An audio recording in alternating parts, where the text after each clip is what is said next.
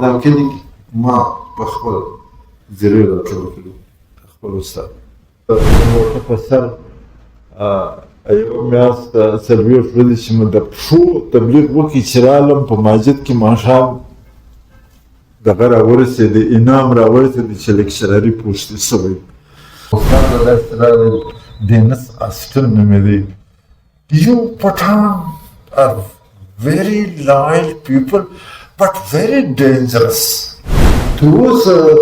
دا د ادب شوق مړ نه دی او شاید د دغه کتابو په وجه موږ ژوندي پاتې سوي یو. رشید بیان او فواید شریعت دا بیان زده و چې په مقدس کوئ په پښتو مې دین بیان کې ستا دپاره نو اسان کې دا اول دوه درې شعر دي د رشید بیان په اول سر کې دي دا نور نو په دغه بیل کې دا ګرد رشید بیان دی د املایي ګرده پکښې دی واړه د خپل ځان په نظر ګوره که دانا یې واړه د خپل ځان په نظر ګوره که دانا یې ای عبدالرحمن جهان ټول عبدالرحمن دی داسې زلفې لکه پخه یوارې ډېرې کله مخه د دیدار ګلان به بوی کو بس جنت کوو که نو د دې لایبرري او د دې پروګرام جوړونکو منتظمینو ښاغلو ورونو او زما د ښار معزز ملګرو زه ستاسو ډېره شکریه ادا کوم ستاسو انتظار مو وکړئ او دې مجلس ته رالاست دا زما ملګري چې دی دا زه دوه درې واره داسې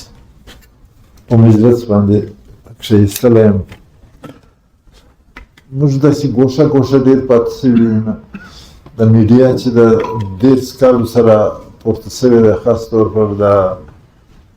الکترونیک میډیا او د پرنټ میډیا زه د دېرش کالو څخه له دې څه لرې پاتې سوی یم خو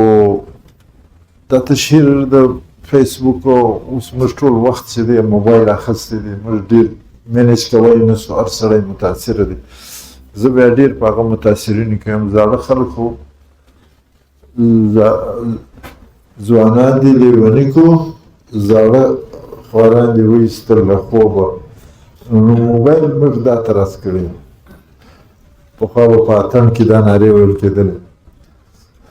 زما ګران محمد آغا زه په دې یو میاشت مخکې دا موضوع راڅخه اخیستې وه چې ته به د مدرسې څخه د سرکار تر ایوانو پورې د انګریزي یونیورسټیانو څخه تېر د دې مدرسې څخه د طالبوي استراده موضوع ده ورکړی و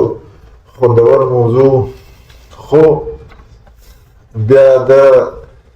په هغه په تجرباتو په لفظ باندې بدل کړي په هغه اول کې لږ زیات خوند و چې د مدرسې سره چې یو طالب راځي او هغه بیا تر دې ځایه رسېږي دا مراحل ډېر خوندور وي ډېر ښه دا منانم کې مندانم فارسي مشهوره خبره ده زه په ځان پوهېږم چې زه څونه وزن لرم څونه طول لرم موږ حیثیت داسې دی چې کور مو له درو کمرو د کتابو ډک دی نیمای به مو ویلي وي نیمای به پاتې ټایم به نه وي ورسېدلی تر دا اوسه ما په دې قدرت نه دی پیدا کړی چې زه د خپل علم څخه مطمئن شم زه راکه او راکه او راکه هره ورځ تش دغه یې که نه لکه موږ چې هېڅ نه یې ویلي زه چې دا عالم پروفیسر ته وګورم د هغه شو خبر ته وګورم ما خپلې خبرې هېرې شي زه یې له کومه ځایه را شروع کړم دا د امان دا مځکه د لایبرري چې پر جوړه ده دا سیند ته زموږ کلی و هلته زموږ مسجد و دا ځای چې به موږ راتلو دلته نالۍ و په دا نالۍ کې به موږ دا اودسونه کول بیا دا چکر د شپې به م روان د ورځې به م روان ډول ته چې بتلو م روان عالمانو به له ډوله ګرځولو نور په غلا ډول ته نیم عمر موږ د ځوانۍ په ډول کې تېر سوی سبق هم جماعتم اذانم درسم سکولم کار هم بس ژوند داسې و. زه د 1954 څخه چې کوم واقعیات تېر سوي دي هغه ټول زما په یاد دي. داسې فلم چې سړی ګوري. زه په 57 کې په سکول کې داخل شوی یم. تر هغه 3 کاله مخکې مو واقعیات زما په یاد دي چې زما ذهن جوړوی شو. زه نه یم خبر خدای دې هر چا ته ذهني صحت ورکړي. په نن زمانه کې اول پوښتنه د ذهني صحت کوه چې د سړي ذهني صحت سره د امریکې څه د لیونی دی. خلک نن سبا په ټي وي باندې پر ده خبرې کېږي دی جوړ دی که نه دی جوړ. برای ویلې زه 380 mg د اسپرین خورم. نور ښه ډاکټر ورته ویلي 85 اسپرین وخوره. دی 390 mg ته ګوره یعنې ذهني طور سم نه دی. لومړی خو دوی موږ ته یې ګټ په خبره خو دا د انسان چې ذهني صحت سم وي نو هغه بیلنس وي، هغه د هغه حافظه کار کوي. دا ما وخت لږ دی، زه غواړم چې زه نورې خبرې وکړم چې زما څنګه په ما تېر سوي دي. د سکول بیا د مسجد، بیا د قاعده، بیا د سکول، بیا د هر تعلیم، هر ملا، هر استاد چې سبق راته ویلی دی هغه یو یو په یاد دی چې هغه څنګه وکړم شی راته. په سکول کې هر موږ یو ماسټر و چې چک ماسټر به ورته وایه، ډېر مشهوره سړی و، زوړ بوډا سړی و، نارې به ویلی، په پنجابي رنګه دغه به یې ویله. ته هغه سکول ته موږ پهلي جماعت وم، هلته بل ځای نه و، چادر په خونې کې ویکشنولي وو. دا د سکول د ابتدایي دوره سره چې موږ 10 کلنۍ 11 کلنۍ ته رارسېدلو، موږ چې یو نو په دې ښار کې غربت ډېر زیات و. کم خلک داسې وو چې د هغو سره یا دولت و یا پیسې وې. پیسې خو نه خوړلې، اوس که 1 کروړ روپۍ څوک ګټي یا 1 لک روپۍ ګټي ماښام کک هم نه خوري. تر 3000 زیاته دی ماښام خرڅوي نه که ګټي 1 لک. د خلکو په جسم، د خلکو په صحت، د خلکو په ضرورت، په دا شیانو باندې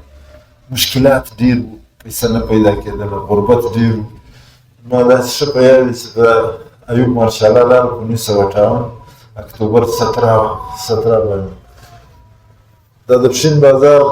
دې خوا ته کډیان وو، ګرد کډیان وو، لویې خاورې ځینې پورته کړي وې، د شاوخوا ابادۍ په جوړول. دا خلکو ذخیره اندوزي مسلمانانو هندوان خو تللي وو، 10 کاله مخکې هندوان تللي وو. د هغو بیا جلا کیسه ده. 300 هندوان زما او ستا د پښین ښار خلکو وژلي دي. ما چې غږ مه لرئ، موږ ډېر بد قاتلان یو. هندوان عجیزه خلک. او هغه وخت دا ټوله دا ذخیره اندوزۍ چې به دا چا به وریځې راخیستې، چا به دا ژړه مساله راخوستې وه، په هغه کې به براده ګډه کړې وه، چا به چش چش. دا به موږ دا تماشې لیدلې. کوچنی ښار دا زموږ د کاکړانو مسجد یې ورته وایي، نودوله خو 1945 کې به جوړ شوی. پښین بازار مسجد په 40 کې جوړ شو. محمد غوث اخندزاده و، سلیمان خېل کاکړ هغه پکې ملا و. د ډهلي پاس ډېر لوی سړی کانګرسي و. دا جنا پارټۍ چې وه د قاضي عیسی فضل احمد غازي به کیسه راته کول، په زور به د املایان مجبوره کول، پیسې اسرار دا چې په مسلم لیګ ګټ هغه نه ګټې تر پایه. په 61 کې مړ شو چې زه 2یم 3یم 4م جماعت وم. د ګرد ښار د هغه جنازه کول، دا مولا و. د هغه بعد بیا زموږ یو بل بارکزی مولا و، مولوي مدحسن اخندزاده. بیا د هغه بعد مولوي طاهر صاحب. بیا د هغه بعد مولوي قاضي همایون صاحب. کوچنی ښار دی دا. د دې قاضي عبدالرحمن صاحبزاده، د دې عابد صاحب نیکه، د جبیزو د کلي ښه مولا، عالم، فاضل، دلاور، دلچسپ، خندارویه، مزاحیه، کوچني سره کوچنی، لوی سره لوی، ورته زامن یې ګرد تعلیم یافته. قابل ترین خلک اشپیزو په زامن کې د مور سره مدرې فران په اکسیډنټ کې ورس جعفر سعد الله او څوک هغه سلام مور سره به سبق وایي په هغه کې یو وخت ولاړې نه صاحبزاده صاحب ټوله کورنۍ تعلیم یو وخت دا روشن فکري و دا زه د دې طالبۍ د زندګۍ سره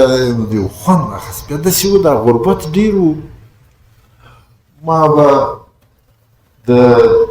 نومبر د میاشتې واخې بیا عین دا ټوله فروري دا به موږ بیا په شا باندې بوټي د غره سره راوړل توره غونډۍ څه راته موږ توره غونډۍ وو دا ته موږ سپینه غونډۍ وو دغه مو تر پښو کښې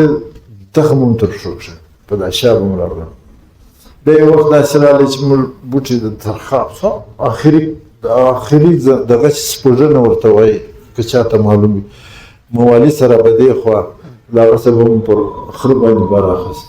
د دوزان یو داسې مشقت امیز لایف و د امریکې لخوا امداد راځه غنم ورکوه په راشن دا په راشن ورکوه دا غټ سپین سرو به باندې خندل چې دا جواري به د افریقې راوړي وه دا زندګي مو دا تېرېدله سبق ورسره ویل کېدی زه د شعور راتلی په اسکول کې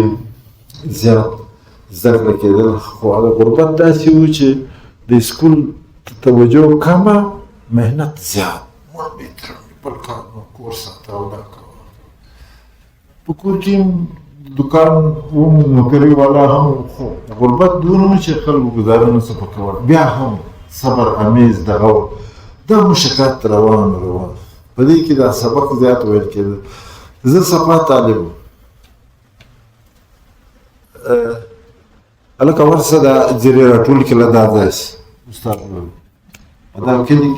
ما په خپل زیرې راټول کړو خپل استاد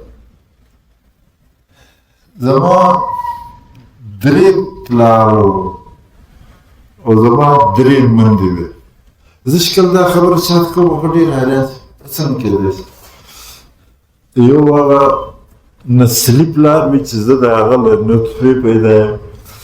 یو هغه استاد مې پلار چې هغه زه په غېږ کې لوی کړی یم تربیت یې راکړی دی ما تعلیم ته توجه کوي دا کوي هغه کوي یو هغه پلار چې هغه بیا په تعلیم و په مدرسه کې سبق ډنډه هدایت سهار ماښام دا دا درېیمه مور چې وه هغه د عبدالودود اخندزاده ښځه وه چې د هغې به موږ بیا زیات خدمت کوه او دوی مندې په کور کې وې یو هغه چې زه د هغې اوریجنل زوی وم یو هغه چې زه یې رالویولم راته سړی ډېر خوش قسمت دی چې دونه ډېر مندې و دغه لري او هغه راځي راپورته کېږي که نه عجیبه زندګي سخته وه استادان سخت وو او مدرسه کې ښه تعلیم ورکېدی دلته یو وخت سزا نه وه شرارتونه به وو صمد صاحب به معلوم وي چې موږ کوم شرارتونه کول هغه به معلوم عبدالودود اخندزاده قاري وو هغه قرت راته وایي د 1964 سره موږ دا قرت شروع کړو د جان اډې والا جان محمد عبدالصمد صاحب عبدالعلي وفات شوی دی پلار یې غزنوي شو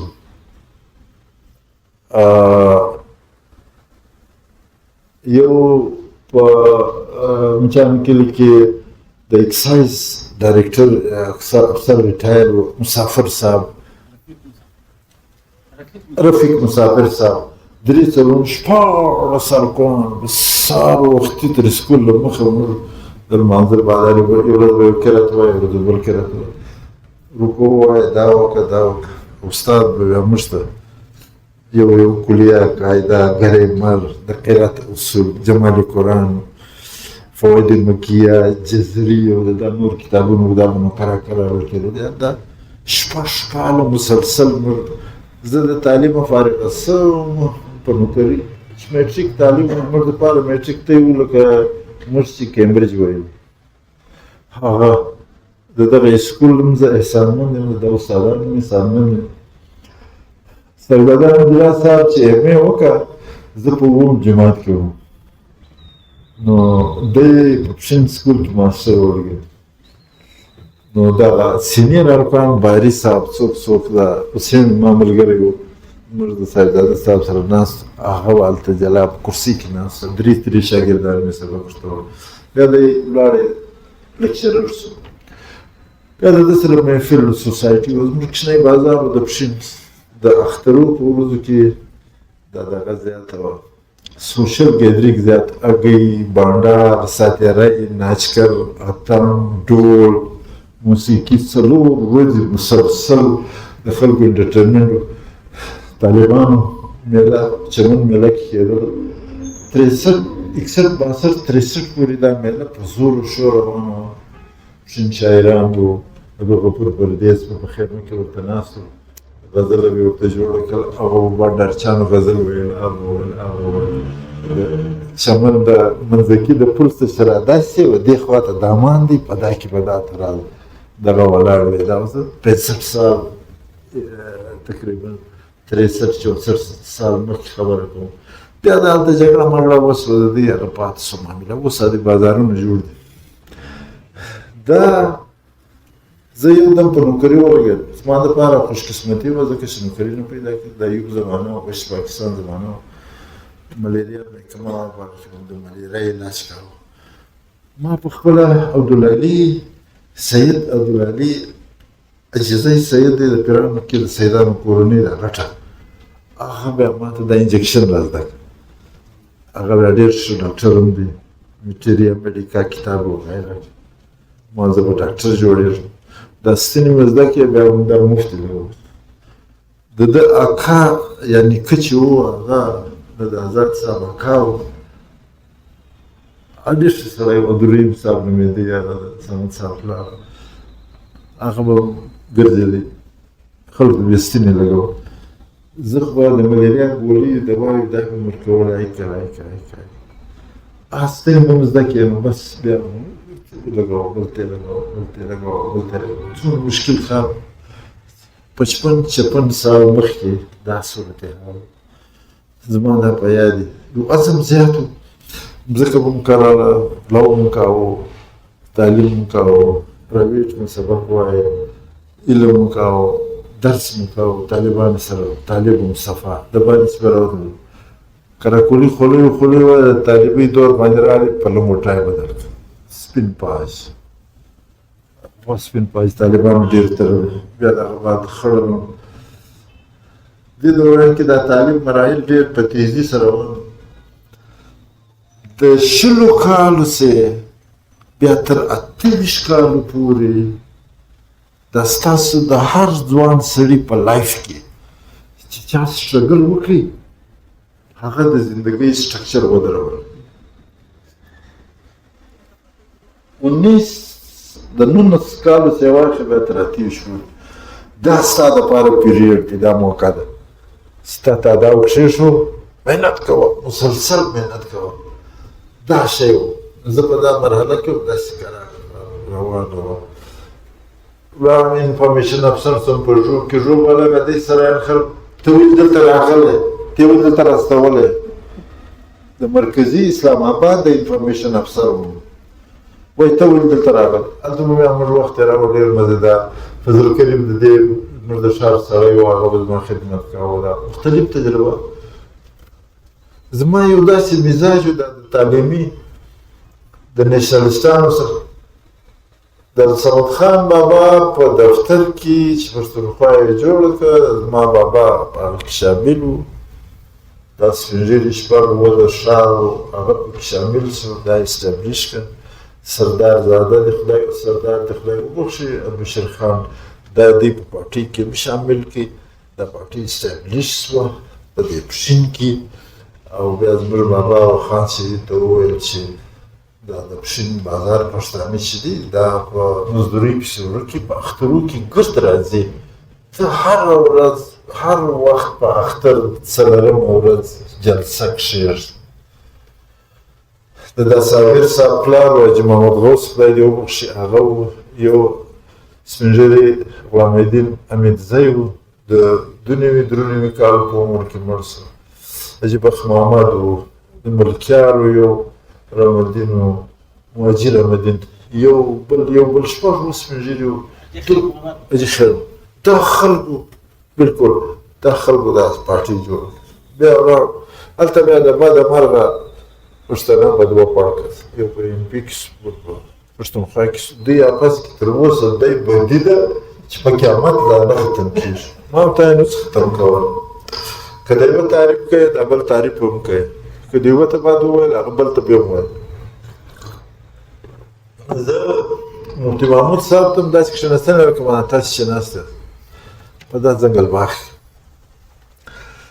مفتي محمود صاحب صمد خان اچکزی عبدالولي خان مولانا مودودي مولوي عبدالوهاب صاحب دی اجي عبدالوهاب ورته وایي که نه تبلیغ والا دا په ژوب کې افسر وم بس هغه اوله اجتماع کړ ته به خامخا 12 افسران را پیدا کوې په تبلیغ کې به ځې ای افسر پیدا کړو ای پیدا کړو فضل کریم پیدا کړو فلانی شناخته 12 افسران وایي میله ده درځئ تبلیغ دی کیسه 12 کسان تیار کړو بسترې هم تیار په پښو یوه میاشت روان دلته شپه بستره په شان دلته شپه دلته د تبلیغ ملګرتیا درشه زه چې په 1961 کې کښېنی وم سبق مو وایي دا تبلیغیان د میوات سره تلل میوات په هندوستان کې یو ځای و چې مسلمانان ډېر وو د هندوانو د کلچر له وجې اسلام پرېښوول په کفر ګډېده هلته دا مولوي محمد الیاس دا تحریک د تبلیغ په 1925 کې راپورته سو هغه اول تبلیغ هلته شروع کړي چې دا روغ مسلمانان د اسلام ځي هغه دا شروع هغه د میوات خلک به راغله د پښین بازار په مچانو کې زموږ واجبو راکانې مې دی هغه 15 شپږ ټکانې مې شو مسافر پخوا مستري نه وي دغه نه وي مېلمانه دا مرکز وزرو ضلع وه خلک به راتلو یا به د چا په کور کې دا د دې مختلفو جماعتونو سره یا خلکو سره زما ذهني مطابقت و شته مولوي صاحب چې همداسې لمونځ کړی دی داسې دی په دا کرسۍ دی راته ناست موږ به لاندې ورته ناست یو عجبه لوی سړی و عجبه باسلیقه خبرې دا ته راز نه و لکه جماعتیان چې یو له بله سره مقاسمت کوي یا سیاسي خلک تبلیغ والا بیا تبلیغ تر پایه پورې له ما تر اوسه نه دی شلېدلی زه وخت زه سیکرټري وم د ځای تنګ شو به د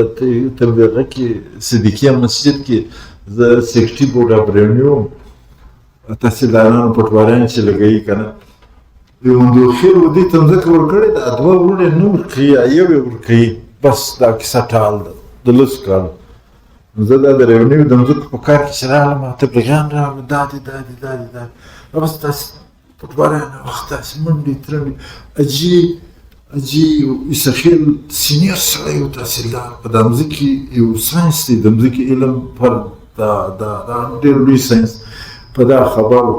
په دا لګه ملګر سره لګیا صاحب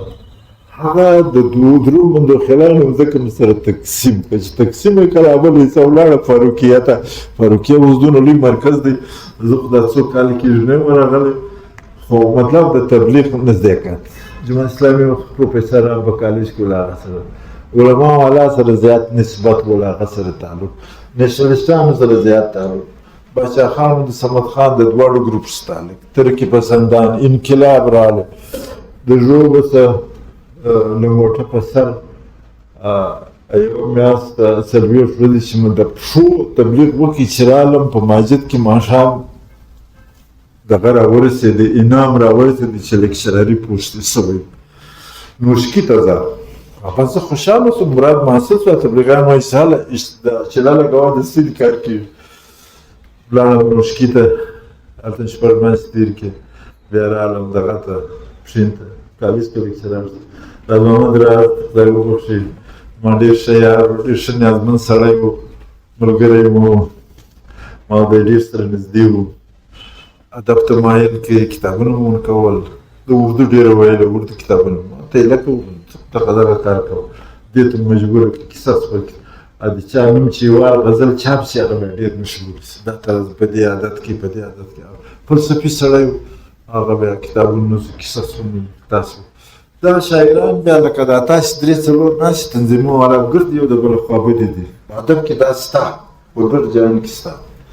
او دا یو تخلیقي عمل چې په چا کې وي دا یو قدرتي پیښه ده چې نوی شی دغه په تصادم خامخا راځي. زما په پښین ښار کې هم دا و صاحبزاده صاحب سره په مجلس کښېنستلو د ده څه به مو زده کولی د څه به مو فکر زده کوه د څه به مجلس کوه د ده خپل ځان ته مزاج و د خلکو ته معلوم و عالم سړی و پوه سړی و تر د اخره پورې دا ذهن کار کوه دا ذهن دا سر څه دی دا کار کوه داسې حافظه یې وه اردو یې ښه زده وه عربي یې ښه زده وه فارسي یې ښه زده وه انګریزي یې ښه زده وه هره ژبه یې زده وه خلکو به دا خندل چې شپږ ایمې ده څه کول دی شوقیه کار دا خبره چې شپږ ایمې طالبي دي ما خو درې ایمې په دې وکړې چې نوکري پیدا داسې د شاعرانو له شره زه خلاص وم پیسې سنتیان سیاست په ریډیو کې زه یم په ټي وي کې زه یم په اخبار کې زه یم دلته زه یم هېڅ شته ټیکه خو نه ده چې ماخذ دی خامخا اناد خلک کوي هر څه کوي چې دا دی کلمونه صدام به لګیا و دا سړی تاسې ولې مرکه عجز سړی بس دا شکایت خو دا هر چا یې دا هر چا کېږي چې زه پارشي کې یم نو دا جوړ پنجابیان پروفیسران دو فرق دینا امتحان پاس کرنا ہے تھا سترګې وشکې شاله دا څه کوي د شیش امتحان کیا دینا ایسے امتحان ہے ایسے نور وګت پارمان کوي دا دی هادي بس نور پارم پکې یو ازاره افسر بیا ریټایر شو علي ظهیر نومېدی دا زما کلرک په ژوب کې چې دلته افسر و ما د 3 میاشتې صرف د مذاکره کول یو له بل په انګریزي به ګایدل انګریزي خو نو دی څه وه دلته شازده نه و د میټریک هېڅ تعلیم نه و یو شی نه و د اټنسیس به موږ راټکول قاعده و کلیه نه وه یو شی نه وه د استادانو هم نه وه د یو استاد به رالی د هغه به ښه زده وه نور د ډنډو حال داسې سخت ظالمان استادانو د اډونه تر اوسه ماتې د دا لوس و که به موږ غیر حاضري وکړه که به شی و د هغه هم حساب و چې زموږ نه زده کېدی بیخي مو نه زده کېدی حساب لا ښه و جیومټري یې ډېره بېکاره وه هغه کلیې 12 کلیې وې هغه به مو زده کولې زده به نه و جنجال به و کله به وتښتېدو کله به څنګه شو دا سزا به وه دا کیسه به وه کور به څوک بل هغه څوک به د شیطان ملګری هم و هغه درځه چې شاټ شو د سکول څخه شاټېدل چې دی هغه هم پکښې و دا هم پکښې و د کوټې په خوا چکر په غلا سیمنما کتل په غلا چپه ځای ته تلل مخ پټول دا ټولې کیسې موږ کړي دي که نه دا د ژوند کیسه وه پټه نږدې وه په 1 روپۍ باندې به کرایه وه ولاړو دا زندګي تېرېدله ده د افسرۍ بعد چې موږ په دې شان شوکت اخته سو بیا پېښور ته لاړو پېښور چې لاړو جان محمد دشتي بلوڅ دی ډېر بد انقلابي دی هغه دی زه یم سید فاروق دی یو هزاره محمد چنګیزي دی 2-3 نور دي هغه داسې پروګرسیو خلک دي چې هغه ډایرکټر راشي پوښتنه وکړي لکه د افغانستان چې راغلي یا د ترکیې د پارټۍ راغلي تاسې څنګه برتۍ کړي یاست څنګه پاکستانیان یاست چې دا رنګه خبرې کوو بیلزنسکي خیبر میں اسلام سکھا رہا ہے افغانوں کو یہ اب بیلزنسکي راغلی و چې اول د جهاد نارې ولې 79 موږ پېښور کې ټرېننګ کول د دا دور تېر شو بیا افسری سو افسری کې نو عجب افسری و زه دونه لرې ځای بدل کړم چې هغه ترجیح لږ بدتر او ماون ځای و چې اوبه به چا وڅښي تر نس به یې لس یو ورځ صاحب شو زه به هلته اوس 2-3 واره به م په غلطي اوبه وڅښلې بیا به تر نس یې لاوم داسې مشکل ځای و ماران یې هم و مریان هم په خپله ماران و زندګي تلخه وه بس موږ ځان ته یې راوالته بس چپړاسي و ما سره به بلوڅي ګایږې مریوال او سړی چې به راغلی هغه به مریوال بل بند کړي وو چې ډوډۍ را پخوله بلوڅي ګایر اواز داسې په یو 3 میاشتې کې مې ژبه زده کړه ناسته ولاړه کې هر شی ډوډۍ راوړي ته د هغه خبرې کوې که نه ژبه دستي زده کېږي نوکري د سیول سرویس بیا داسې ده لکه د سرکار پر کټ چې سړی پروت یې همیشه که ډیسي یې دغسې راتېر شي بیا زه ما وخت ډېر نه واخلي د خبرې رالنډې کړم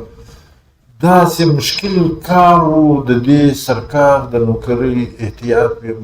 آیا ادب شاعري جلا شوی و ټي وي کې جلا ځغله دلته ادب هر ورځ به یو خط راتلی چې ته د ادب و د داسې راتېر شه دې دغه ته راسه سرکار خدمت ته راسه دا ادب لږ پرېږده دا به یو هزاره سیکرټري و میجر نادر علي هغه به هره ورځ ما ته یو خط راستنه. زه په ټي وي ښکاره کېدم، یوه ورځ په ماوند کې وم، یو جنرال راغی یوسفزی و، وایي ته به راهي پر ټي وي نه یې، ته راوالوتې دلته څنګه راغلې؟ بس زه ودرمان صاحب خو هلته دې دوه درې پروګرامونه یو ځای ریکارډ کړي، بیا زه رالم، بیا دې له هغه سره رالم، داسې عجب عجبه تماشې بیا مشت لرم. مشت ته چې راغلم ورپم هر ځای جلا تجربه وه، هر ځای جلا پانسیانې دي، خلک پانسۍ کېږي هلته د مچ ایسي چې دي د جیل انچارج دي، څوک چې پانسۍ کېږي هغه ډیوټي مالته ډیوټي مجسټریټ. یو خطرناک زورور اهمترین سړی امید بلوچ ځوان هلک و، جان محمد اشتي ماما و، هغه له موږ سره په ټرېننګ اخته و په پنجاب کې. هلته خبر سو چې د امان څخه بلوچستان څخه عربی راغلی و، بلوچستان یې برتۍ کول، دوی دا برتۍ روکاوله، نو بس پر هغه یې فایر وکړي، هغه یې مړ کړي. ضیاءالحق مارشاله هغه به یې کیس ور وچلوه، شپږ اته میاشتې کال بعد هغه پانسي سزا. چې دلته مشت رابدل کړي، زه له ماونده مشت راغلم، چې په کومه اوله ورځ راغلم په هغه ورځ د پانسۍ لګېدلې. بس دا ماښام چې دا سړی ولدی،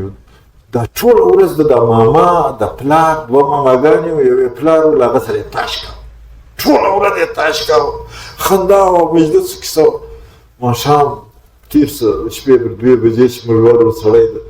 سړی داسې جرأت ناست دی، تر بوټو هم زورور دی، تر بوټو وایي داسې وله داسې و، څوک وایي په سټیچر باندې اخیستی و، اعصاب یې له لاسه ورکړي وو. مګر دا سړی دلته د درود سرور نیولی دی، تر دې وایي ته یې څه کوئ چې دا سړی نیسې، په خپله روان دی، لاسونه د شا ورتړي نه دي. بلوچستان زنده، انقلاب زنده، بلوچستان زنده، سامراج مرده. دا نارې ولې دوسې لرې وه لکه لږ اړخ دوکانونه د پانسۍ ګاټ ته شوي، جوار بخښئ د پانسۍ والا ورسره ګایېږي، کیسے ہے، کیوں گزنجو صاحب نے سفارش نہیں کیا ہے، کیوں نہیں، ایسے دے پر خبر. یار چھوڑو ان باتوں کو، چلاؤ اپنا کام چلاؤ.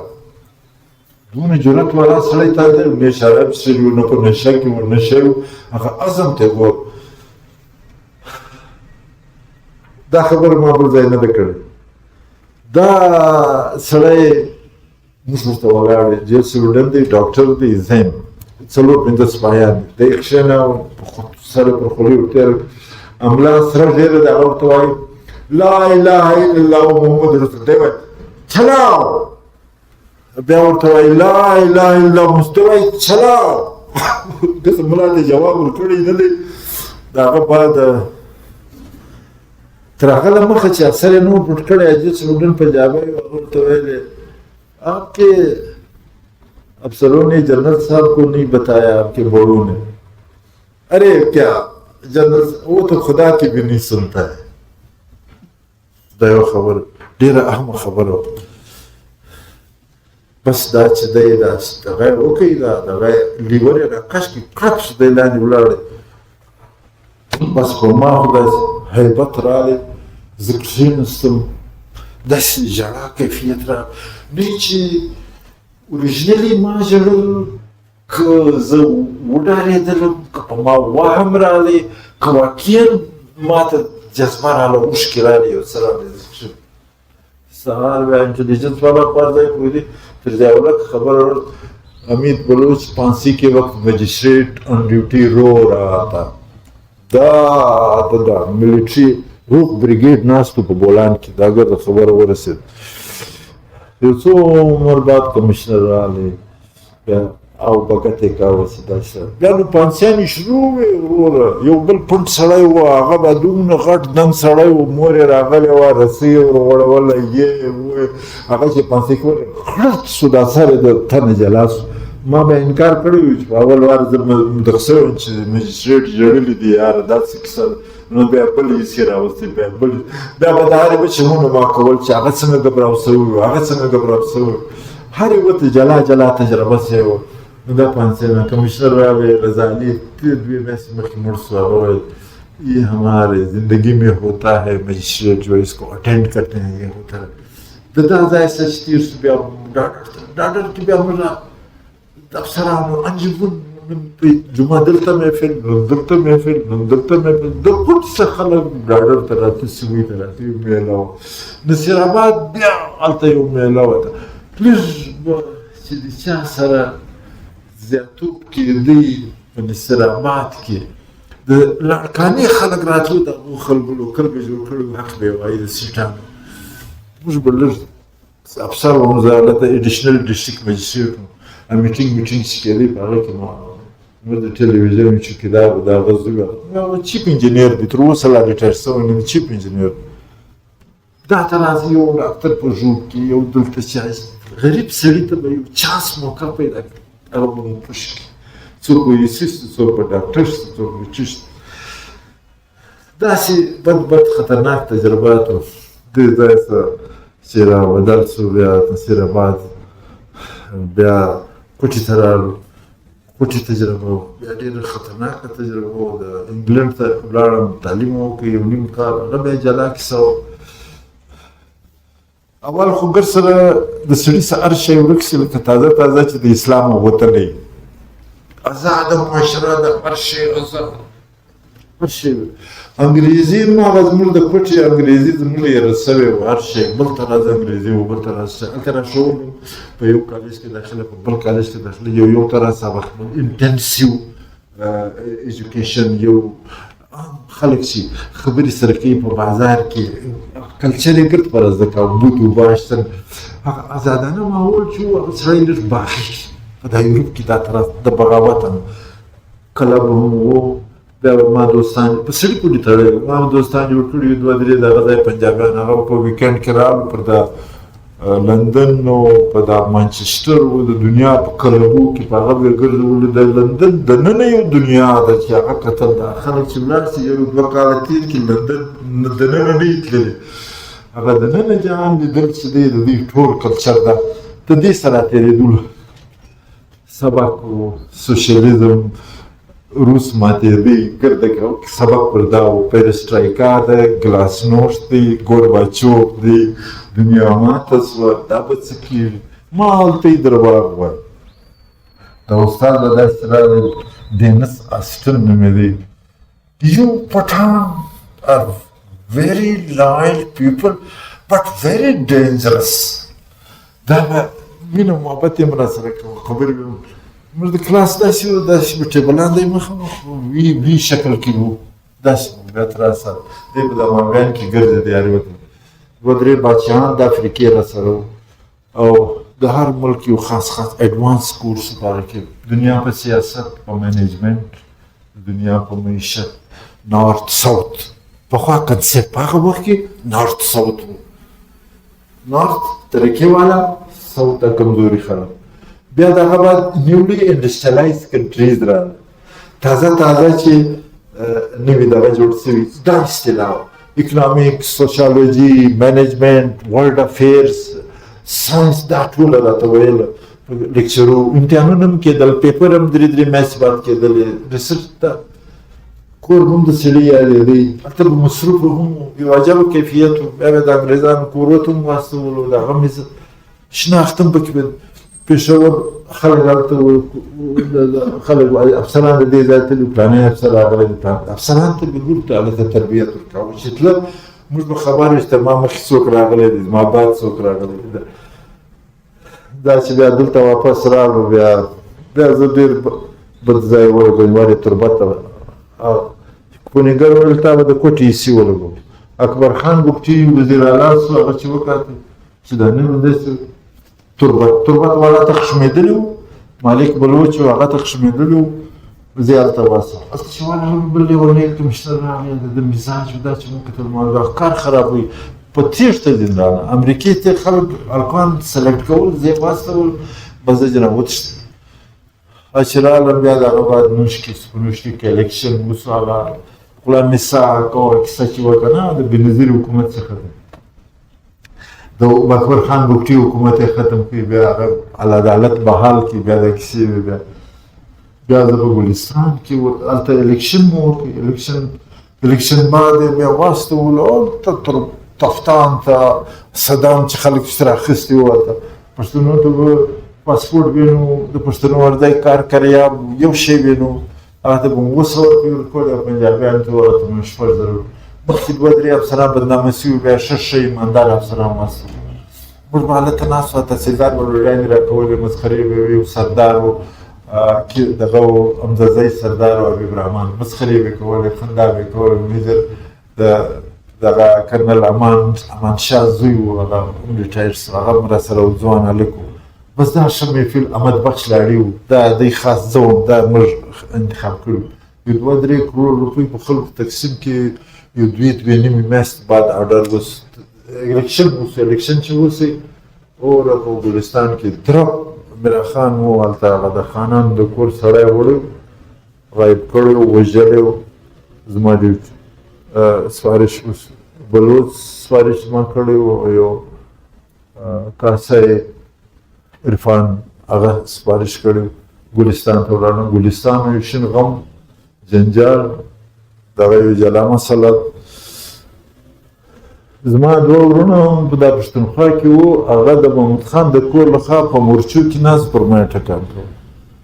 یو ورور به مړ دی باید یې وبخښي ډاکټر سلام په کابل کې د دوی نماینده و جلال آباد کې د دوی نماینده و او دلته هم د دوی نماینده و او دوی نو هېڅ ښه نه دي ورسره کړي. دوی به هلته د دوی په مورچو کې دا ځوانان ناست پر ما زه یوازې سړی ایسي وم پر ما به دا هم ټکان د شا د خوا به هغه زورور د دوی مخالف شي هغه به هم ټکان زه په مابین کې ناست یم د دواړو دغو مشکلاتو 6 میاشتې مو ښه وچلول د 6 میاشتې په کوټه کې د دوی جنګ سره سوي بیا دلته راغله خامخا مې شکایت کوئ چې دوی څوک نیسئ یا تا سره 2-3 یو ډاکټر سن اصله تاسو ولې نو یې لکوي دي ملیشه دې لکوي ډیویز دې لکوي نوک نه دې لکوي خامخا به دې نیسي. د دوی لږ خلک زیات ونیول شو په دا دا د محمود خان سړی دی دا محمود خان د کوره پر ما ټکان کېدل نو هغه ته یې خیال و خپل ورور راباندې کول. دا مشکلاتو د دې سره ووتو هغه ویران ځای دی. I was the last assistant commissioner in Gulistan. اوس هغه ویرانۍ له ورسه خلکو له ورسه د دوی دغه ته ورسه خدای دې وبخښي دا رسالدار منیجر چې و اوس دا اوس چې وفات شوی دی ښه سړی و دی راغوښتي ما راغوښتي ما د دغه انیف هغه او د هغه بل سید شکرزی د هغه 40 کال روغ چې هغه بله ورځ احمد خان کړی و دا ما و رسالدار د دا خلکو روغه کړی و هلته م راوغوښتو د هغه بعد ما د دې 10 کسان پکې استاد سلسله او مشکلات د دې پس بیا زه چیرې لاړم بیا په کوټه کې وم سړي سوه 4-5 ضلعو کې و په ضلعو کې مشکلات وي او برکان جلا کلچر ژبه اواران جلا ژبه یو سردار عرب جان یې وژلی یو سړی تر کور نه سو وتلی یو سړی ډي سي چې ولاړ سي ډي سي هغه خو به دې وژني بس هغه به دې پیسو عمر قرار که نرمي ولاړ بیا مشاعره ورته جوړه کړه ګوره 3000 کسان مې راوغوښت 100 پسونه مې حلال پسونه 100 له کومه ځای راغلل بلوڅان بجار ورته وایي بېویز رسالدار و هغه هر چا پسونه بجار راکړه چنده راکړه خیرات راکړه په بجار یې 100 پسونه حلال کړي وو 3000 کسان 3 ورځې میله وه 25,000 په هغه وخت بیخي ډېر وي 1993 مارچ کې موسیقي پروګرام کیسه وه کیسټ ما سره شته که څوک داسې مدد را سره وکړي چې هغه یو ایس بي ته راواچوي بیا موږ به یوټیوب ته واچوو چې دا هغه کیسې وي دا راته د تربت د وخت په تربت کې بیا زه په ستنوي کې ډي سي وم د 14 اګست میله مو جوړه کړې لیویز والا ته مو پریډ ورته کاوه په 2 ورځې مو تیار کړو د لیویز په څه پریډ وي که نه ملیشا پولیس لیویز لیکن تیار کړی مو وو دا ښه تربت بازار په چوک کې چې دا پریډ وسو نو یو ډېر کنفرنس کې سړی پاتې راغی 14 اګست نن پاکستان جوړ شو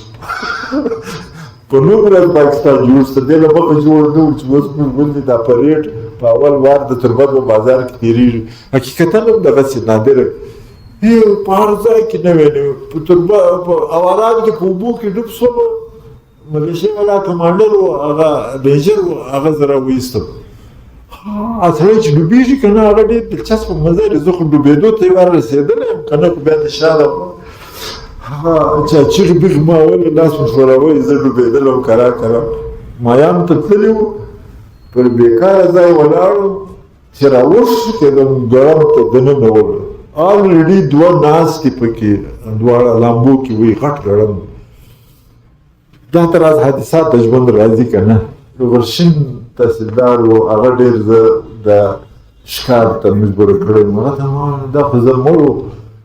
هغه و شهید سو خوارکی 1984 کې شهید سو د اکبر خان بګټي په دغه کې غرشین و دا راډا شل د غرشینانو سره د اواران دا لوی سیمینار ډېر دلچسپ و د دا شاعران دپاره خو زما ملګري ستا دې حیا وي که نه 2 کریټې خالي شراب راوړي وو چې په دوی ویشل بلبلوچان بې شراب بلکار واده یې کېدی دا لوی ډرم یې درولي هر چا به کې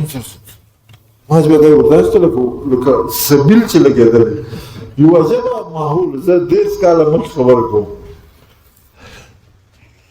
د تربت ښه دلچسپه خلک ما سره مینه درلوده غریزیان بیرته تللي هغه وېرېدل چې دا هغه مدزي هلته چې موږ تللي یو دلته بیا پسې راغلی ما ویل یاره ته زما خپل خلک یاست رئیس ما راځئ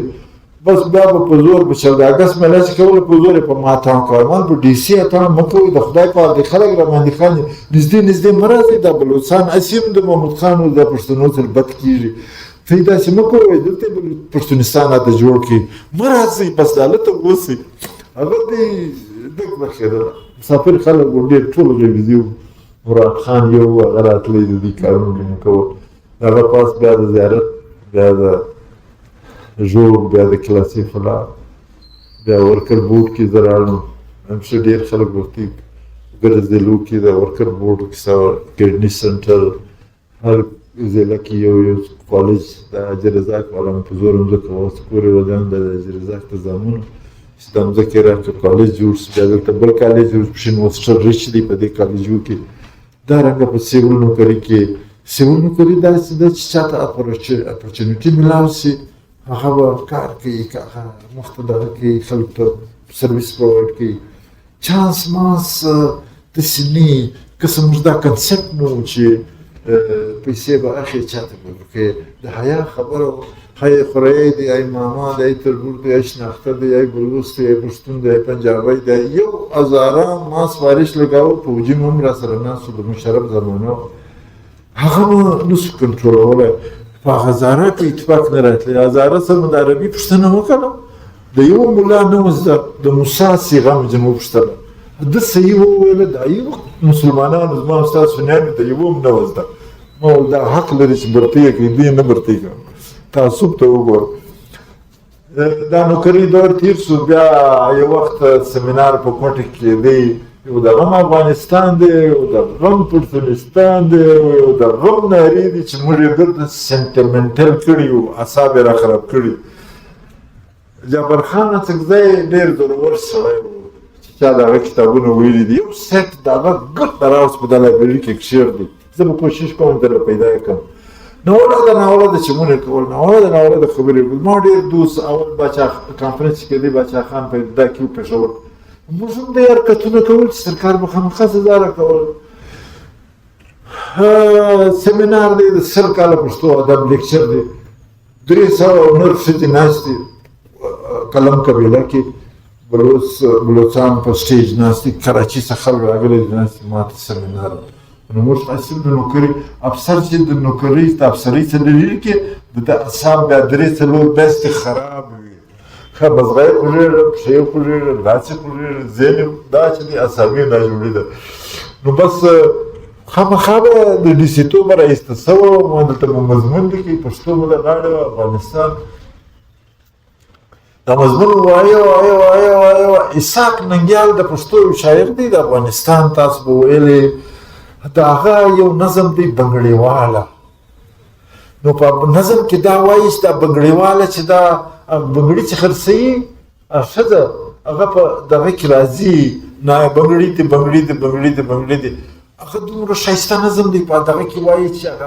هغه نجلۍ چې راوځي وایي زموږ د ماشومانو مړوندونه پرېږدي موږ بنګړي څه کوو چیرې په لاس کو مړوند پرېږدي یعنې دا خبره چې ما کوله په سټیج باندې ما څه ژړا وسوه او به مضمون نور هم پاته دی دوې درې څپې نو سګلۍ دی ژړا د کیفیت دی دا ټول خلک خاموش پخوا به مو په شاعري کې خبره اورېدلې وه موږ نه نظم ښه دی نه نثر ښه دی جذبه شاید ډېره سخته وه چې وروره چې موږ سګلۍ وله سرور سودایي راغلی یاره تسلي و دا اوبه راکړه اوبه یې راباندې وچښلې بیا د هغه بعد اردو مشاعره او اردو غزل مې لیکلی وه هغه ما هلته وویله هندوستانیانو ډېر کې هم والا ډېره همدردي شروع کړه دا خو ډېر انقلابي خبره ده هغه د افغانستان ذکر چې ما کاوه چې دا زیاتوب اوس سامراج دا وکړو اسحاق ننګیال نظم چې وړی دی نو سړي ته اتوماتیکلي انوایرمنټ داسې جوړ شو که نه لکه سړی چې شامې غریبان کې ناست یا د ذاکرانو په مجلس کې چې ناست خلک ژړوي نو سبا هغه په هلکانو ژړوي دوی د دې جنرال صاحب په زمانه کې په هلکانو تبلیغونه کوي تاسو به اورېدلي که نه دا ټول خلکو ژړل زما ژړا سګلۍ نه درېدلې تر دا وه کمپلیټلی د حال ګرده ژړل چې یو سړی وژاړي او نور ژاړي بیا هر چا له ژړا زما یو دوست لومړی سړی و ډیپټي کمشنر اوس ریټایر دی ناست دی ما ته ښه جمشید اصلي نومیږي ښه مضمون لیکي مزاحیه قابل سړی ما ته ویل ښکنځا یې راته وکړه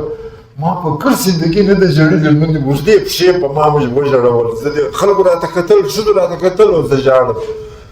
د دا پس سرکار زما په باره کې سورلین ولګاوه چې دا به ډېر خطرناک سړی له دغه راهیسې ما بیا ښه ورځ نه ده لیدلې د مشرف په زمانه کې زه یو وار ولرم دا سکولونه وو دا برتیانې وو دا صابر صاحب ته پته ده یو څو عمر په فوټ کې وم هلته بیا کرایسیس راغلی په 1999 کې کسته یادې وړه نه وو دغه نه وو هړو وو ګرد بلوچستان ته پرمیټونه ورکوه هی ځایکه هر چا ته چې ځای وکړي صابر صاحب دوکان نه راویستی یوار یې راویستی یو څو عمر لګیا وو بیا نور خلک ډېر پکې پورته سو ډېره فایده وکړه د نوکرۍ دا دور تېر سو بیا زه رجسټرار ولګېدم ادب ته سوم بس هغه سرکار چې ما ته په کوم په ګناه برسېره بله ګناه د افغانستان والا اسلام آباد ته ولیکل چې دا سړی موږ ته راواستوئ موږ درته په عبدالسلام مشیزي سمینار اسلام آباد یې راخبر پر هغه لار باندې راغله بل هغه راباندې فوکس راباندې راغلی دا خو ډېر خطرناک سړی ولاړو سمینار مو وکړ ارشاد صاحب سره ښه مجلس ښه ډېر ما زه خو یوازې نه ځم یو مرید بل څوک داسې لښکر خوندور کندهار ډېر ښه خلک وو هغه راسره تللي وو ډاکټر پالوال پوه سړی په سرخار کې اوسېدلی وو دلته راتلي ډاکټر عبدالرازق پالوال د لسانیاتو ډېر لوی ماهر وو ډېر ښه سړی وو هغه مې یار کور ته مې بیولی وو شاه صاحب هم کور ته بل ډوډۍ مو ورکړې وه هلته ښه سمینار راکوي بیا دا ځای په خپل طبیعت تللي وو په خپل طبیعت راغلو په خپل مستي کې راغلو دلته یو 2 میاشتې لا نورې نوې تېرې شوي چې اګست راغلی په دا 18-19 اګست د دوی د استقلال ورځ ده وروره په تاسې خو د انټلیجنس یو سړی نشته یو زه په خپله یم ایکس سیول سرورټ نو دی لکه د انټلیجنس هر موږ د کوټې د ښار د سرودګر څه دی دا ډمان دا ټول زما یارانو دوستانو دا مګر سره راټول 4-5 لښکر خدای دې وبخښي شوکت مړ سو هغه د هغه ګرد کورنۍ اوس یې هغه هلک دونه مخ ته سوی دی چې ټرمبیجن جوړ سوی دی څه نومېږي چې شي صاحب شفیع صاحب چوټو هلکو به د ریډیو کې به ټي وي کې به موږ پروګرامونه کول داسې عجبه خوندور بس د واده په نیت بولدک ته لاړو اچټي د دوی سره وه موږ بولدک ته تللی سو موږ چې ولاړو کشم باچا خان بې پاسپورټ افغانستان ته نه دی تللی عبدالصمد خان بې پاسپورټ افغانستان ته نه دی تللی زه ور دننه سوم چې ورغلم وروره استقلال ملت د کیسې د یو وایي زه ستا شاګرد یم بل وایي زه هغه ډایرکټر دی یو وایي زه ستا شاګرد یم بل پخوا چې زه لیکچران وم د هغو زمانې یا د امتحان د اخیستلو د زمانې کیسه واپس چې راغلم وروره هسې د خپلو نورو ملګرو په ذریعه پر باډر راتېر سو هلته مې یو خورایي منیجر کنیالت یې ګرفتاره کول دلته چې راغلم بس نو دا درې څلور حرکتونه چې د افغانستان یې ریشې کړي دي دا ټول شاوخوا به راګرځي های انکوایري نوکرۍ برخاست بیا به جواب ورکړي بیا به بل انکوایري راغله نو ایسای امای دواړه راپسې وو چې په کومه ورځ زه ریټایر شوم په هغه ورځ یې زما د ارسټ وارنټ وایستی او په ما باندې دغه وکړي ریفرنس یې داخل کړي په نیټ کې چې دا 1 کروڑ روپۍ سرکار ته تاوان څه وایي کوم ځای چیرې کوم ته انکوایري کیسه افسران دلې دورې کلیم ناصر ډاکټر رشید ترین دې خدای وبخښي د ملکیارو ډېر ښه سړی دا زما دوستان ډاکټر د هله والله خو زما ستا د پلار یار دی اول تا خو ستا د پلار یار داسې کوشش کوه سرکارګر زما په حق کې دی چیف سیکرټري په حق کې دی سی ایم ای ټي زما په حق کې دی او هلته دننه نه وایي نه موږ دا نه منو بس وروره زه یې چالان کړم نو ګرفتاره کول یې هایکورټ ته راغلم هایکورټ کې کشمکش ضمانتونه دا هر جج مې پېژني هر وکیل مې پېژني هېڅ کیسه سرکارګر دا نو مه کوه تر دا له مخه 10 کاله مخکې ما شرف الله دې خدای وبخښي هغه یې ګرفتاره کړی زه جیل ته ورغلم پوښتنه مه کوه نواب خیربخش مري په جیل کې و هلته په جیل کې ملاقات ورسره و د دغه زړو خلکو سره چې ما کوم مشران یاد کړو د سیاسي لیډرانو په هغه کې اکبر خان بوکټي هم دی نواب مري هم دی په هغه کې نور دا مشران سرداران دي د هغو سره مناسب تعلق دغه امپریشن زموږ مبارک دا د مې یو 300 پیشان مې تېر کړي بیا به عزت بري کوم بس بیا نو ناستو دا خرته وینې په دا کې دا څو لس کتابونه به مو لیکلي یا یو شپږ کاله به د سیرت په کتابونه یو 3 کاله په ټایم کې باندې لاړو یو به 3 کتابونه اوس شاپېږي 1200 صفحې د دنیا اول تاریخ ډوټس لیکلی دی په پښتو راوړلی په سیمو یو کتاب ولیکي دی راوړ کړی بیا چاپ نه کوي اوس یې خپله چاپ کوم د زیتون بانو ترجمه ده دا کیسه و دا زندگی و دا تېره شو په دا تر اوسه دا د ادب شوق مړ نه دی او شاید د دغه کتابو په وجه موږ ژوندي پاتې سوي یو څومره لاسته راوړنه وه افسر دې نرم مسه موسم دې ګرم مسه خدای خبر ښځه دې بزم نسه ښه راز متل و دا د تېر 50 کالو جوړ شوی متل دی که نه دی صورتحال دا و موږ څه کړي دي څه نه کړي دي نه یم خبر خو انګریزي کې وایي چې دا ریپوټیشن چې دی ټریبل کوي چې یو خبره سړی ښه واوري بیا بل واوري بیا بل ما ته هر څه دا د مدرسې علم چې دی د طالبانو سره چې دا نزدېکت و په دا کې ما ډېر څه اخذ وکړي زده کړ دا ذهني شعور او بلوغت او پختګي په ادب کې راځي ګلستان بوستان سکندرنامه او چی شو دغه په نظم فارسي به مو ویله په وطن به مو ویله خوشحالي پښتو ته راغلو ادب ته راغلو باري اسیر سره مجلسونه د میلې هغه د موسیقي دغه محفلونه به مو سره اټنډول سردار احمدالله سره مجلسونه تقواداره سړی و په مجلس پوهېدی په علم پوهېدی د مزاجه ډېر سنسټیو په خپل کور کې کوم چاته وښمېدی بیا ښکنځا ورته کوم پېښور یې نه یو سړی نه دی پلار یې ډېر ښه سړی و زما ډېر ښه دوست و ما ډېر ښه قدردان مینه راسره کوله کور ته بوتلم دونه علم سړی و د ټلویزیون په 76 کې راغلی و په 78 کې د ده کره ورغلو موږ ته یې ډوډۍ راکړه درمحمد کاسۍ ورسره و یو آیت د قرآن یې ووایي د هغه تعبیر یې وکړي دا ټلویزیون او دا کیسه میډیا دا ګرده کې راغله قسم زده اوس ما غیر دي چې د کوم آیات ووایي کوم څه دا زده کړه وسوه د دې پختګي دا زموږ په اسلامي او دیني علومو کې چې دی په هغه کې ډېره زیاته پختګي راځي چې هغه نه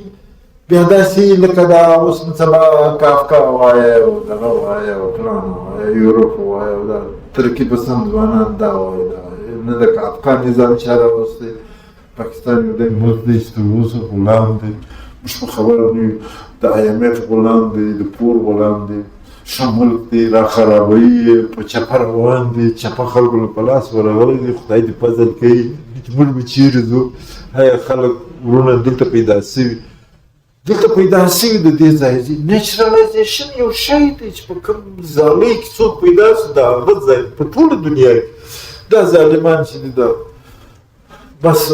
موږ په دې مشکل حالات کې را روان یو ادب علم تاریخ او دا یو شغل دی موږ ځان ژوندی په ساتلی دی کیدای شي ښه شی ولیکو کیدای شي دا زموږ نوی نسل چې را روان دی تاسو دا نوي ځوانان دا ډېر علم لري دا ډېر ماحول ورته فراهم دی دا کمپیوټر علم په مانچسټر کې په میس کې یو کلاس کې دی ما هغه اخیستی د انټرنیټ نو د انټرنیټ د هغه بعد راغلی موږ ته به لایبرري راښوله نیویارک لایبرري به ملاو کوم کتاب غواړې په کتاب به راتلی داسې کتاب په سکرین تېرېدی داسې زمانه وه د انګلنډ تر امریکا 10 کاله شاته ملک و چې زه د 30 کاله مخکې تللی وم هغه وخت اوس به دونه زیات دوی ورسره برابر سوي هغه شان و شوکت دوی تللی وو د انګریزانو جلا کلچر و هلته چې کم خلک تللي دي هغه هلته کرار راځي میر د لندن صادق خان دی میر د مانچسټر د نیویارک محمد دانی دی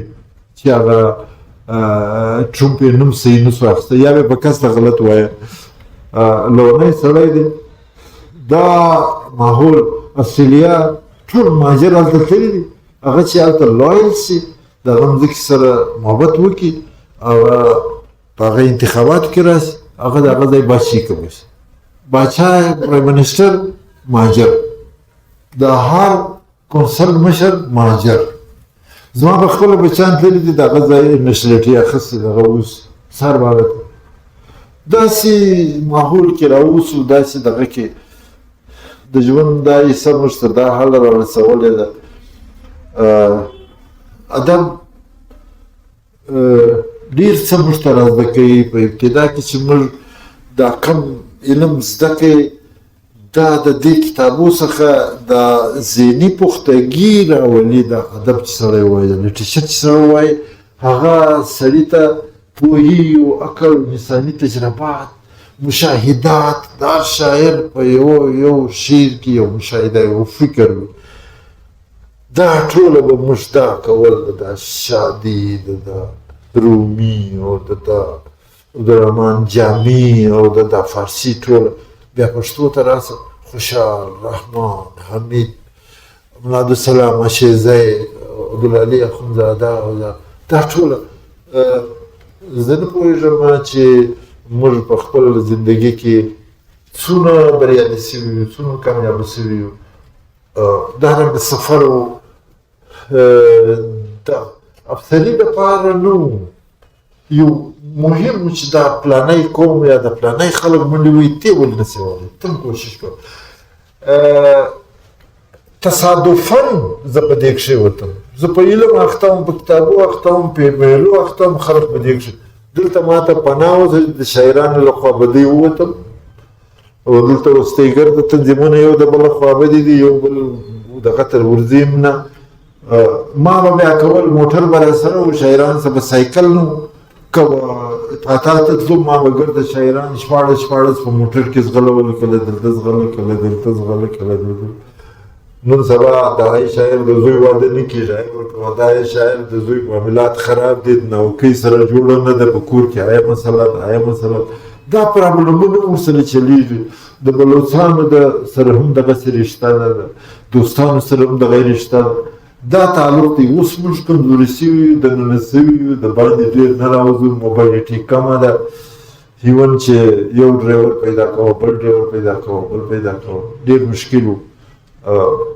زه ستاسو ډېره شکریه ادا کوم ډېر شیان به زما په ذهن کې وو، هغه له ذهنه وتلي دي. زه وېرېدلی چې موږ څه خو ډېر بلنډر سوي دي که نه، ډېر کوتاهیان هم راته سوي دي. دا به هغه همزولي چې هغو ته معلوم یا په یاد چې دا چل مې وکړي، دا چل مې وکړي، دا چلونه هم د زندګۍ یو حصه ده. دا ټوله په موږ تېر سوي دي، دا ټوله تاسو راځي، تاسو د ادب د علم ښه خاوندان یاست، دا ښه استاد ناست دی، د ده دونه ښې خبرې زه به دا کلیپانو کې اورم، ښه لیکچرونه اورم، عالم فاضل مدلل سړی دی. موږ د ذهني صحت خبره هم درته وکړه، د دغه وخت کې د خلکو ذهني صحت برابر نه وي. ته د خلکو د ذهني صحت دعا کوئ، خدای دې ستاسې ذهنونه تازه ساتي. او داسې دی چې په شاعري کې که نو به بیا د شمس القمر اندیش شعر دی: د ژوند سپڼسي ورېښمه خپله غریبي هم کوم، زه نازولی د خپل زړه یم شاعري هم کوم. په یو بل دغه کې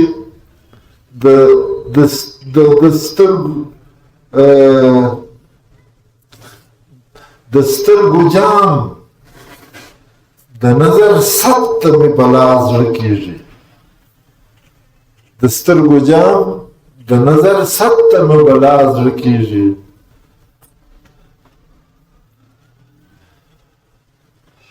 یو بل ترکیب دی چې د یار دیدار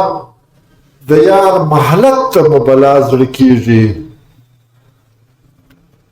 خو دا حالات راله د شرمه په مخ لاس راکاږي، خو دا حالات راله د شرمه په مخ لاس راکاږي، کنې په خدای ګو محبت ته مې بلا زړه کېږي. دا رنګه ملګری و 1988 کې اوله دوستي وه، د مرګ پر آخري لمحې ورسره وم. بیا په دغه کې حال و کال زما یو دغه دی، د هغه پر شاعري باندې ما په دا کتابو کې دی تاسو بیا ووایاست مضمون د دا ښو دوستانو قمرایي، اجمل خټک، پلانی دومره لوی مشران دلته پښین کوټې والا ول دا پېښوری سوی. زه پېښور یو کتاب زما د ګریمر په دې کې نسته، هغه ډېر پرون بل سړی پسې ګرځېدی، ما یاد ما څخه خپله نسته. یو سړی راوستی زما باندې ایم فیل کړی، باچا خان یونیورسټۍ کې ایم فیل یې کړی، چې ما ته نه دي معلوم هغه ګرده د لیکلي دي. ده چې په ټلیفون پوښتنه راڅه کوله دا هغه ګرده ما هغه ښه رجسټر یې راستولی، دومره غټ ایم فیل یې کړی او ښه ښایسته یې پرنټ کړی و، کتابچه ما ایښې وي کلمات یې ته ښکاره کول، هغه دوی مینه کړې. زما ستا د پښین د کوټې یونیورسټۍ یا په دې کې د دې ځای پروفیسران هغه خواران دا نه لري چې هغه د خپلو قدرداني وکړي، یا خپل خلک وپېژني. د بهر خلک کابل څه سړی راغلی و، پلانی مضمون راکړه، ما 1982-83 کې مضمون د پښتو 1000 کاله ادب په بلوچستان. پښتونخوا وخت زیاته مستعمل نه وه، ما بلوچستان وایم، پښتونخوا والا به ګرد خفه دي چې دا بلوچستان نو کریم کولی هی انقلابیت راپسې و، هی پیش. بیا په مابین کې دا سرکار دا ایوارډ راکړې، دا چې ورته وایي ستاره امتیاز هلته دوی په پنجاب کې ډېر مشران ډېر لوی کار ورکړي. زه نه خبر چې دوی څنګه پر ما مهربانه شو. زه په خپل ورته حیران وم. یو برګډیر و، هغه وویل چې تا ته د تمغه د کېدی، بیا هغه ولاړ شو. دا زه پېژنم، ما لایبرري لیدلې ده، دا دی دغه باده ګرد دا کړی و. د دوی مهرباني ده چې دوی وکړو. موږ تر اوسه لا هغه منصب ته نه یې رسېدلي، کار روان دی. تر اوسه لا ولا که د یوه شي څه مطمئن یم، قطره ده سمندر و قطره ته محتاجه ده. بس هر علم چې راسي درس په قطره راسي په سمندر ګاډي. کتاب وایه وږی. نن سبا دغه دور دی، هر څومره وایه ستا تنده زیاتېږي. تر اوسه درته نه مړه شوې، تر اوسه د یوه دا کتابونه د یوه څه نه مطمئن شوي. اوس لا روان یې چې څه ولیکي، یو ښه شی ولیکي، سم شی ولیکي. دا طلب دی، د علم طلب دی، د تخلیق طلب دی. دغه تخلیق او مشاهده مذاکره، خلکو سره مینه محبت، خلکو سره ښه سلوک، خلکو سره متوازن سلوک، غصه نه خشم نه بغیر غصه کېږي. نه هره ورځ به له موږ ګرځو دا غصه ده مالک بلوچ زموږ مخالف و، زه یې ډي سی یم و خپل خلکو ته اس ایس ایچ او کو هم سے تبدیل کرم. یہ ما ته به ایس ایچ او ما دوست دی، اوس هم ډېر ښه دوست دی. داسې مشکلات راځي، هر قسم هرنګه دغه راځي. زه ستاسو نور وخت نه اخلم، ما خپل ټایم زیات واخیستی. تاسو کیدای شي پوښتنې وکړئ، داسې شی زما په ذهن کې نه وي، ستاسو په ذهن کې ښې خبرې راغلي. زه ستاسو د ملګرو د دې لایبرري د کارخوایانو او د دې ستاسو د دې کلب د دې پروګرام د ملګرو د ټولو څخه شکریه ادا کوم. ستاسو د دې اهتمام وکړئ، ښه دوستان مې راوغوښتل، ښه ملګري مې راوغوښتل، ښه مذاکره وسوه، خبرې وسوې. لږ ستاسو په وجه زما د خولې څخه خبرې راوتې، ګنې زه خو ډېر ګبرام چې زه به څه وایم. ملا سردار محمد اخوند زه په نوکري کې هم وم او ملا هم وم، مسجد کې هم اوسېدم. هلته چې دا دغه ولې مسجد کې روټیلاو جي دا به په کوټه کې ویل کېدله که نه. دا ما دلته وویل چې په دې خپل کلي کې نه، د دې خپله کلي څه د خلکو سره دا حاضرې ټولې کړي دي، دا کړي دي. دا موږ ته ذهني تقویت را کړی دی، روحاني تقویت یې را کړی دی. دا پروفیسر صاحب د خپل پلار خبره کوله، د مولایانو خبره کوله، د هغو د لطیفو خبره به کوله. مسجد کې چې به کښېنستلو چې دوی به په ژوند کې کومې لطیفې کړي وې، هغه به یې ویله یاره ما دا وکړه، ته دا کیسه وکړه، ته دا کیسه وکړه. بیا ما یو کیسه ورته وکړه، داسې د خندا کیسه وه. د بابا کتاب دی، هغه چې ته یې څوک ووایست پښتونخوا نغمې، په هغه کې د عدمر اخوند زموږ یو عزیز و، غېږ به یې ایستله، په روژه کې به یې روژې نه نیولې، شودې به د کربلا و راتلې، ځان به یې تیاراوه چې په اختر په ورځ د کندهاریانو سره مقابله وکړو. ملا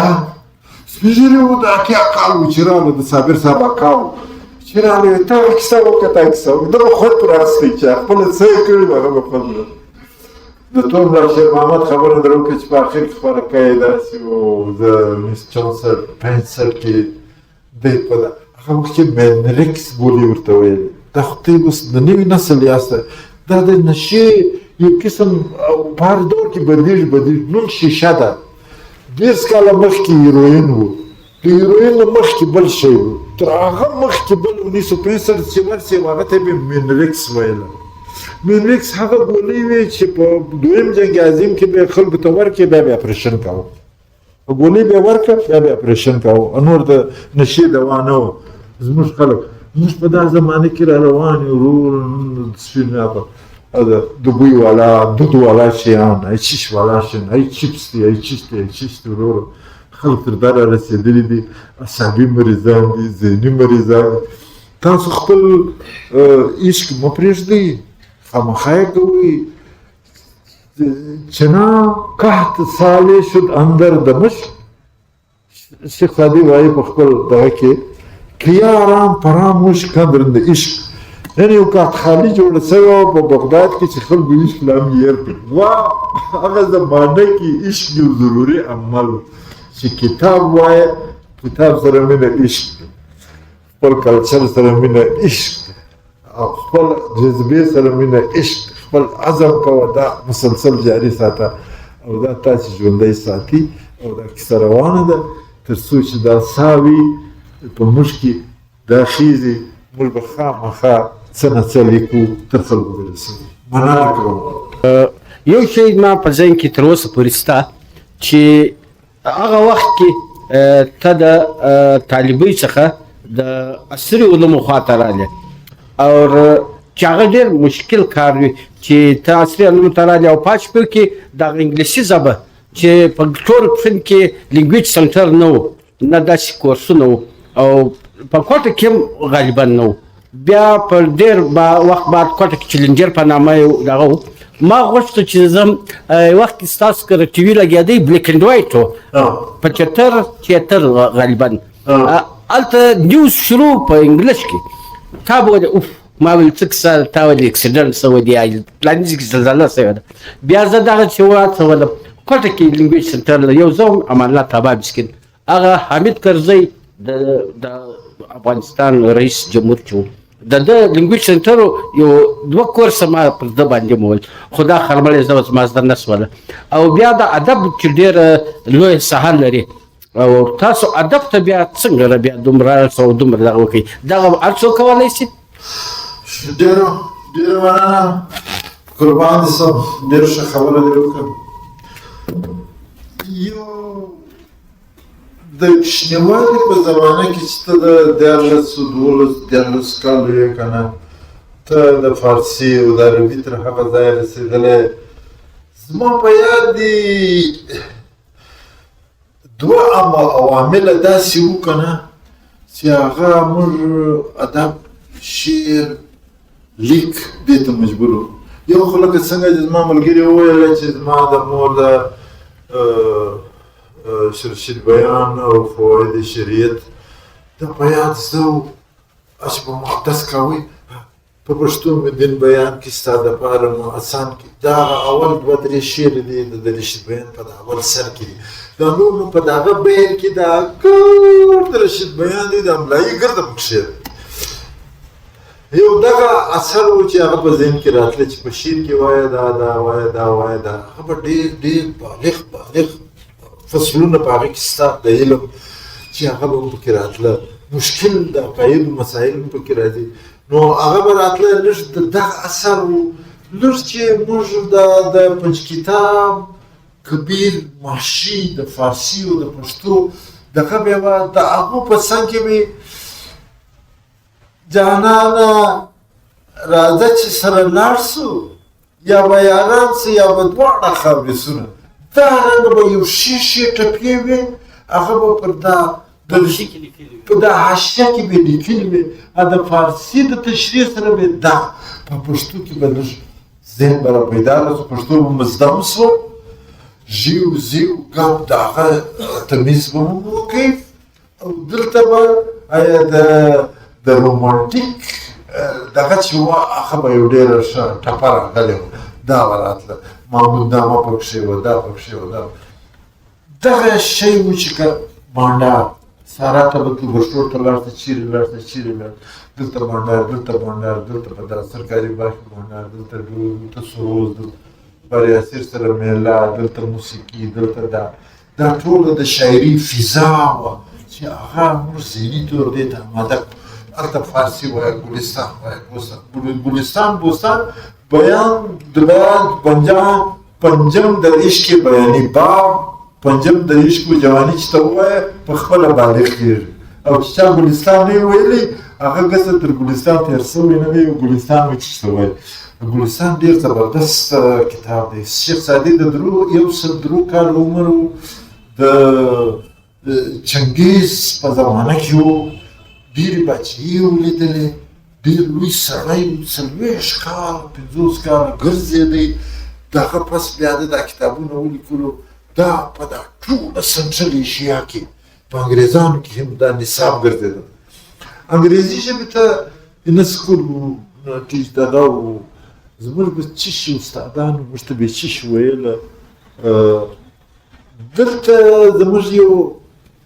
ترلم په واده وه شمس الحق کاکا نومېده مدخیل په دمشان کې اوسېدی دا زوی دوکان یې د مهاجر پر کونج کې ورم اوس هم شته دا سړی په هندوستان کې پاتې شوی موږ چې به د مازدیګر لمونځ وکړئ چې راووتلو بیا به له هغه سره په انګریزي ګایدلو نو ده دا خلک وویل های د انګریز زامنو بیا تر ماجد راوتلی نه بیا ته یو انګریزي ده د هغه نو انګریزي زده وه بازاري انګریزي که نه ډېر اکاډمیک نه هغه یې زده وه په هندوستان کې اوسېده لس 20 کاله هلته انګریزي زده کړی د دې سره یې وایه ملا رشید اخوند په هندوستان کې اوسېدلی وي د کونې باندې یو دوکان و په دوکان به ورغلو په هغه به موږ سودا کول په انګریزي به ورسره کېدل یعنې هغه جذبه او سرنه کرا دلته په دافشین بازار کې یو انګریز و دا زما دوست و دا انګریز یې نوم جونیفر و دا د قاضي موسی ښځه و په 45 43 کې راغلی و 45 کې یو زوی اشرف کاظم تر اوسه تر ټولو لوی ډیپلومېټ دی د پښین سړی دی په اسلام آباد کې دی هغه د هغه زوی زه به د دې محفل ته زما او د دې بشنه تر مرګه پورې نو له هغې سره خبرې بحث له هغې رسالې وې د هغه ټول څو کتابونه زما ښه کتابونه و دې واخیستو په هغې کې مې ولاړو د دې څو رسالې مې وې هغه دا کرا محفل تیاروه په خپله تیاروه دا آمادګي موږ څه تیار کړو یو څه کریج وکړو یو څه کریج وش ما تا ته ویل ما کلره کول هغه سره مې 3 میاشتې زباني امتحانونه ورکول تاسو که هر یو سی اس اس والا ډسکشن باندې دوه سره کښېنئ هغه سره وایي سره ډسکشن باندې کېږي په علومو کېږي اخبار وایه ډان وایه دا وایه سیول سروس ته خامخا راسئ مقابله د خدمت کوای شي ضروري نه ده چې ته بدیانته سې هلته ته د خلکو خدمت کوای شي خلکو ته فایده رسوای شي زه په هېڅ نه یم خبر ما هر شی هېر کړی دی چې راځی سم یو سړی ما سره داسې اوس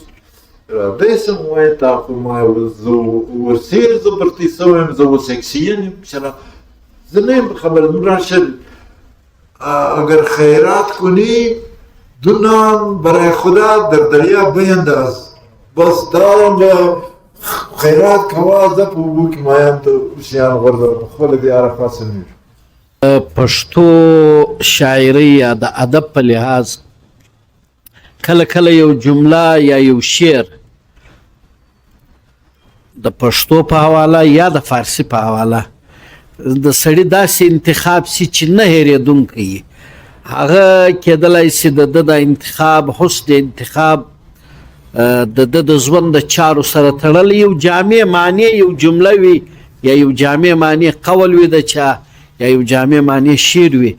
که هغه تاسو لږ راته انتخاب راته وکړئ شاید موږ ته به څه سبق ډېره مهرباني څومره ګرانه پښتو ده د دې انتخاب دونه سمندر دی دا ما مې په 1988 کې وکړ د پېښور سید ګور زما ملګری و تر ما زیات ښه شاعر و تر ما زیات ښه سړی و تر ما پوه سړی و خو د دا ډېر ښې شاعري باوجود هغه ډاون سو داسې ډاون سو چې دا تاسو به یو نوم نه یې اخیستی ولې ډاون سو ما ټول عمر دی پروجیکټ کاوه راپورته کړ زما د ده پر دا پټه خزانه باندې د اختلاف پټه خزانه باندې دی د قلندر مومن په حق کې و دی په حق کې و ده بیا خپل مقصد موږ زه بیا زما خپل موقف دی تر اوسه په هغه ولاړ کتاب لیدلی سته وبې ګورئ د رحمان بابا شعر چې دا موږ یې مې کوله یا دا کتابونه مو وویل د یوه چا په کتاب کې دا شعر ما نه و اورېدلی موږ داسې ورته آیا شعر د رحمان بابا دا څنګه شعر ویلی واړه د خپل ځان په نظر ګوره که دانا یې واړه د خپل ځان په نظر ګوره که دانا یې ای عبدالرحمن جهان ټول عبدالرحمن دی یعنې که ته خپله پوه شوې ډېر ساده موږ هغه وخت پریشان صرف دا د پېښور دونه عالمان دا شعر دی ولې نه دی ورته پام سوی ولې نه دی موږ به سر مې ولې ورته وړي دا څنګه شعر 10 کاله تېر سو 15 کاله تېر سو بیا مو د رحمان بابا بل شعر پیدا حیران سوم اوس یې خلکو ترجمې کړي دي تشریحات لیکي ما تر اوسه هغوی تشریحات نه دي لیدلي هغه اوس ګورم کمینۍ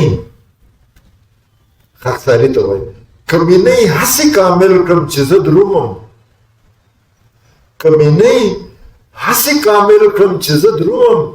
لکه مځکه روغ اسمان را سره بیایم کمینۍ هسې کامل کړم چې زه درومم لکه مځکه روغ اسمان را سره بیا تاسې لیدلي چې دا مځکه چا د تیر د اسمان سره ټچ سوي یعنې اسمان را کوز سوی کمینۍ خاکساري کښته وړل مځکې ته ځان وړل اسمان رنګه لوړ شی هم راغلی مځکې ته راکښته شي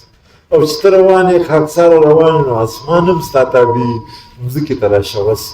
رحمان ډېر ښه شاعر و ډېر خداداد شاعر و په هغې کې نور هم ښه شاعران شته خوشحال که اسمان دی خوشحال بابا وایي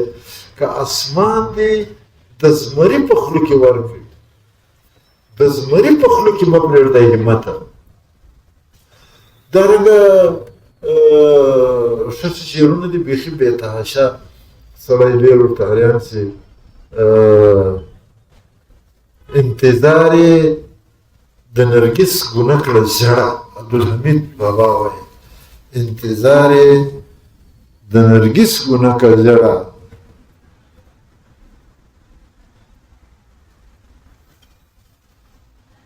انتظار د نرګس ګونه کړه ژړه سروي سر پسې له باغه بیرون وکش سروي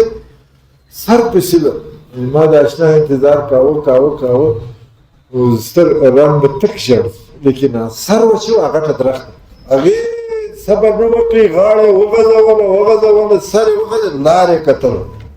د شاعر خیال ته ګوره درخت ته دونه جګه سوه غاړه یې اوږده کړه چې د هغه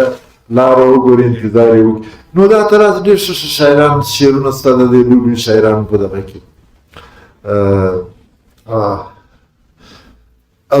سلام شیزای چې و ډېر قومي شاعر و ډېر لوی شاعر و د روغ صدۍ شاعر و دونه لوی شاعر به نه تېر سوی دا ټوله انقلابي و د امان الله خان په تعریف کې یو شعر و ډېر لوی شاعر و د دې د مقابلې سړی شته نه د څګزو په لهجه کې په یو خپل انداز کې ډېر ښایسته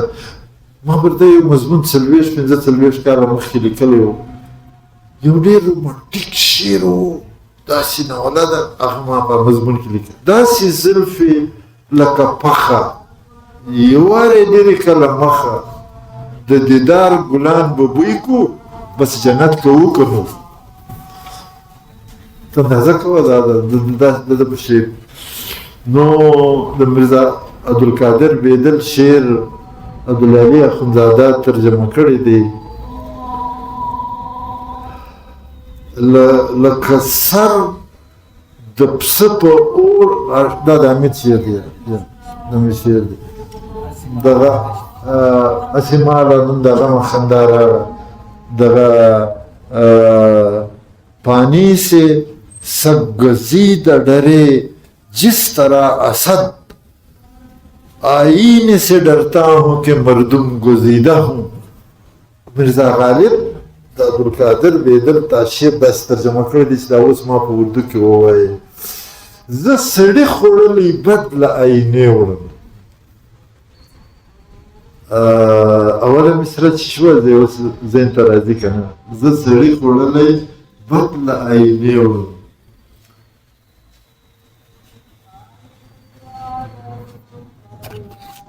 دا موږ به په جماعت لمونځ وکړو اذانونه کېږي د هغه بعد که د چا په ذهن کې سوالونه راتله او په لمانځه کې ډېر ښه سوالونه راځي خطرناک